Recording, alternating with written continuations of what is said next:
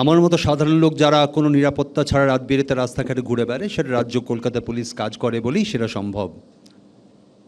সেই রাজ্য বা কলকাতা পুলিশের একজন দায়িত্বপূর্ণ অফিসার এরকম একটা ঘটনা, একটা মোবাইল অ্যাকিউজের হাত থেকে নেবেন এবং দিয়ে দেবেন,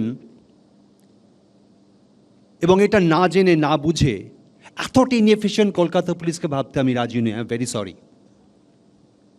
একজন পুলিশ অফিসার তিনি জিডির জায়গাটা ফাঁকা রাখলেন না জেনে।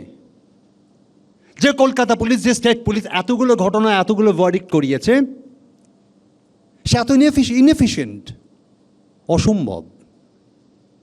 প্রশ্নটা এখানে, এই একটা এফিশিয়েন্ট ফোর্সকে কি করে ইনএফিশিয়েন্ট বানানো হচ্ছে, প্রশ্নটা সেখানে।